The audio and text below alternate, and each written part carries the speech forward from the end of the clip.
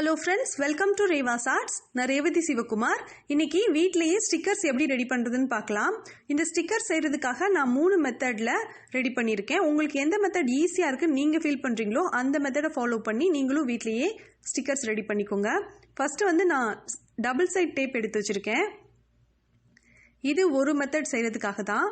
அதுக்கப்புறம் sello tape எடுத்து வச்சிருக்கேன். இந்த செலோ டேப் 3 மெத்தட்லயுமே நான் யூஸ் பண்ணியிருக்கேங்க. அதனால பெரிய சைஸ்லயோ சின்ன சைஸ்லயோ செலோ டேப் இருந்ததுன்னா எடுத்து வச்சுக்கோங்க. அதுக்கப்புறம் இது டபுள் சைட் டேப் தான். இது கொஞ்சம் திக்காகவும் சாஃப்டாகவும் இருக்கும். அதுக்கப்புறம் நோட் புக்குக்கெல்லாம் நம்ம கவர் போட்டுட்டு அதுக்கப்புறம் அதுக்கு மேலே ஒட்டுவோம் இல்லையா, அந்த லேபிள் எடுத்து வச்சிருக்கேன். இந்த லேபிளில் பின்பக்கம் ஸ்டிக்கர் இருக்கும். ஸோ அதை தான் நான் ஹோம்மேட் ஸ்டிக்கர் ரெடி பண்ணுறதுக்காக யூஸ் பண்ண போகிறேன். ஃபஸ்ட்டு நம்மளுக்கு எந்த ஸ்டிக்கர் தேவையோ அந்த இமேஜை நம்ம டிராயிங் பண்ணிக்கணும். A4 சைஸில் பேப்பர் எடுத்து வச்சுருக்காங்க எங்கள் பாப்பா. அவங்களுக்கு பிடிச்ச இமோஜியோ அல்லது கார்ட்டூன் கேரக்டரோ வரைஞ்சிக்கிறாங்க. உங்களுக்கு என்ன பிடிக்குமோ அதை நீங்கள் செலக்ட் பண்ணிட்டு வரைஞ்சிக்கோங்க. ஃப்ரீ ஹேண்டில் டிராயிங் பண்ண முடியும் அப்படின்னா நீங்கள் ஃப்ரீ ஹேண்ட்லேயே வரைஞ்சிக்கோங்க. அப்படி இல்லைனா ட்ரேஸ் பண்ணி கூட நீங்கள் எடுத்துக்கோங்க. உங்களுக்கு எது ஈஸியாக இருக்குன்னு நீங்கள் பார்த்துட்டு அதுக்கேற்ற மாதிரி நீங்கள் ரெடி பண்ணலாம். இமோஜி வரைஞ்சிருக்காங்க. இன்னொரு பாப்பா அவங்களுக்கு பிடிச்ச கார்ட்டூன் கேரக்டர் எல்லாம் வரைய போகிறேன் அப்படின்னு சொல்லிட்டு வரைஞ்சிட்டு இருக்காங்க. 2 பேருமே வரைஞ்சிட்டாங்க. இப்போது நம்ம இந்த வரைஞ்சிருக்கோம் இல்லையா, இந்த வரைஞ்சிருக்கிற இந்த படத்துக்கு மேலே அவுட்லைன் கொடுக்கணும். அவுட்லைன் கொடுக்கறதுக்கு நீங்கள் பிளாக் கலர் மார்க்கர் யூஸ் பண்ணலாம். அப்படி இல்லைனா பிளாக் கலரில் ஸ்கெட்ச் யூஸ் பண்ணிக்கலாம். ஸ்கெட்ச் தான் இவங்க யூஸ் பண்ண போகிறாங்க. ஸ்கெட்ச் யூஸ் பண்ணி அவுட்லைன் பிளாக் கலரில் கொடுத்துடணும். அவுட்லைன் கொடுத்ததுக்கப்புறம் இதுக்கு உள்பக்கமாக நம்ம கலர் பண்ணணும். இப்போ அவுட்லைன் கொடுத்து முடிச்சிட்டாங்க. இப்போ நம்ம இதுக்குள்ளக்க கலர் பண்ணிடலாம். கலர் பண்ணுறதுக்கு நீங்கள் ஸ்கெட்ச் யூஸ் பண்ணலாம். அப்படி இல்லைனா பென்சில் இல்லைனா கிரையான்ஸ் அல்லது ஆயில் பேஸ்டல், அது உங்களுக்கு விருப்பத்தை பொறுத்து நீங்கள் கலர் பண்ணிக்கோங்க. இப்போ கலர் பண்ணி எடுத்தாச்சுங்க. இமோஜியும் கலர் பண்ணி எடுத்தாச்சு. அதுக்கப்புறம் இதுக்கு மேலே நாம் எந்த இடத்துலையும் கேப் இல்லாமல், அதாவது நம்ம ஸ்டிக்கர் ரெடி பண்ணியிருக்கோம் இல்லையா, அந்த ஸ்டிக்கருக்கு மேலே எங்கேயுமே கேப் இல்லாமல் செல்லோ டேப் போட்டணும். பெரிய சைஸ் செல்லோ டேப்பாக இருக்கிறதுனால ரொம்ப ஈஸியாக வேலை முடிஞ்சிடும். சின்ன சைஸில் செல்லோ டேப்பாக இருந்ததுன்னா நீங்கள் பக்கத்தில் ஒட்டுற மாதிரி இருக்கும். ஆனால் எந்த இடத்துலையும் கேப் இல்லாமல் நீட்டாக ஒட்டிக்கோங்க. அப்போ தான் இது ரொம்ப நல்லா ஷைனிங்காகவும் வாட்டர் ப்ரூஃபாகவும் சூப்பராகவும் இருக்கும். அழுக்கு எதுவுமே மேலே ஒட்டாது. எவ்வளோ நாளைக்கு நீங்கள் இதை ஸ்டோர் பண்ணிவிட்டு உங்களுக்கு தேவைப்படும் போது யூஸ் பண்ணிக்கிறதுக்கு ரொம்ப நல்லாயிருக்கும். இப்போது எல்லாத்துலேயுமே செல்லோ டேப் போட்டுட்டேன். எல்லாத்தையும் தனித்தனியாக நீட்டாக கட் பண்ணவும் செஞ்சுட்டேன். சைட் டேப் போட்டு போகிறதுனால நான் தனித்தனியாக கட் பண்ணி எடுத்து வச்சுருக்கேங்க. இது நான் லேபிள் ஒட்ட போகிறேன். அதுக்காக மொத்தமாக கட் பண்ணாமல் எடுத்து வச்சுருந்தது இருக்குது.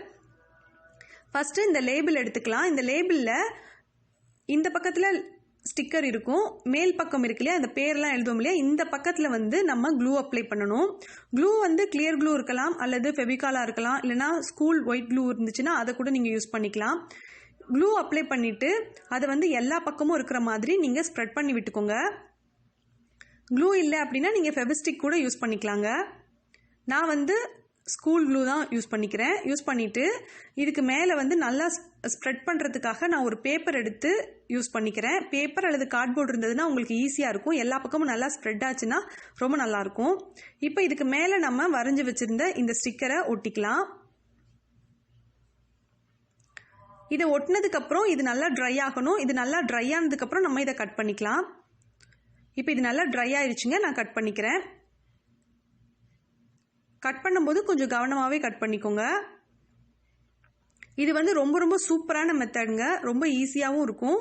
உங்களுக்கு என்ன விருப்பமான ஸ்டிக்கரோ அதை நீங்கள் உங்கள் வீட்டிலேயே தயாரிக்கிறதுக்கு ஈஸியாக இருக்கும்.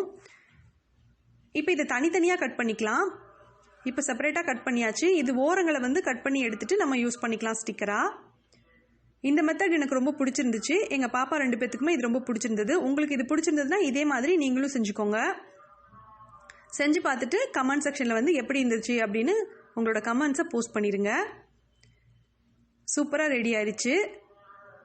இப்போது இன்னொரு மெத்தட் செய்கிறதுக்காக நான் டபுள் சைட் டேப் யூஸ் பண்ண போகிறேன். அதுக்காக நான் இந்த மாதிரி பிரின்சஸ் வரைஞ்சிருந்தாங்க இல்லையா, இதை நான் எடுத்துக்கிறேன்.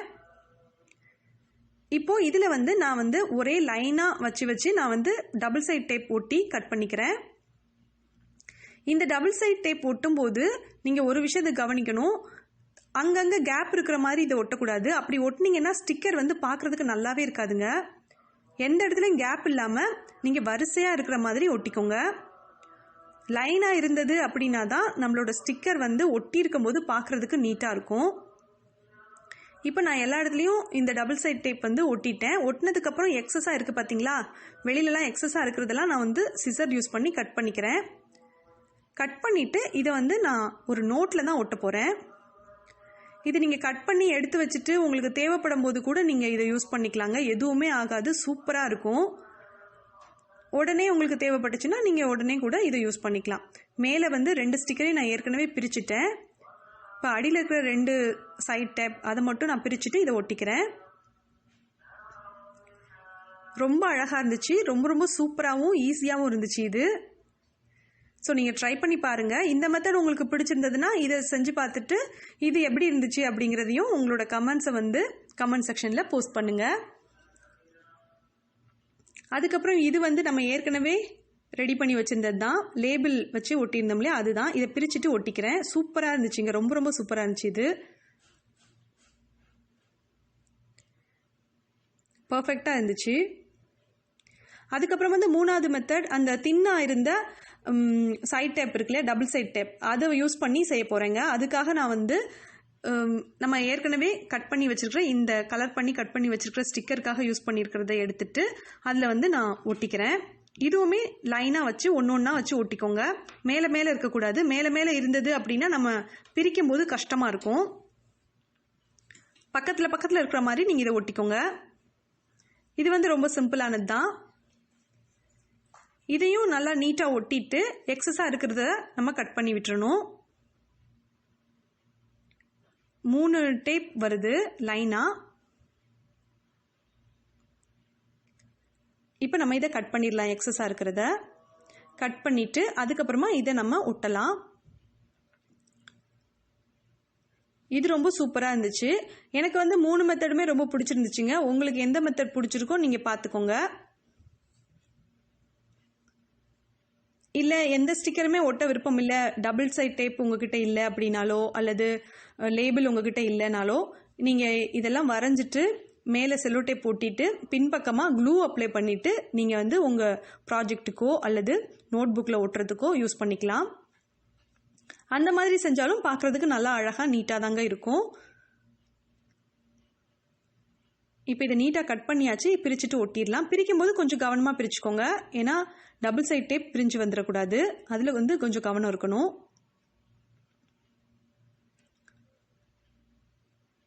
நீட்டாக பிரிச்சுட்டு நம்ம ஒட்டிக்கலாம். சூப்பராக இருந்துச்சு. இதையுமே நீங்கள் ட்ரை பண்ணி பாருங்கள். ட்ரை பண்ணி பார்த்துட்டு உங்களோட கமெண்ட்ஸை மறக்காமல் வந்து நம்மளோட கமெண்ட் செக்ஷனில் போஸ்ட் பண்ணுங்கள். நீங்கள் இப்போ தான் ஃபஸ்ட் டைம் ரேவாஸ் ஆர்ட்ஸ் பார்க்குறீங்கன்னா என்னோட சேனலை சப்ஸ்கிரைப் பண்ணிடுங்க. சப்ஸ்கிரைப் பண்ணிவிட்டு அப்படியே பக்கத்தில் இருக்க பெல் ஐக்கானையும் கிளிக் பண்ணிடுங்க. இப்போ 3 ஆப்ஷன் வரும். இதில் நீங்கள் ஆளுங்கிற ஆப்ஷனை கிளிக் பண்ணிட்டீங்க அப்படின்னா நான் அடுத்தடுத்து போடுற புது புது வீடியோக்களோட நோட்டிஃபிகேஷன் எல்லாமே உங்களுக்கு வரும். நீங்கள் எல்லா வீடியோவுமே மிஸ் பண்ணாமல் பார்க்கலாம்.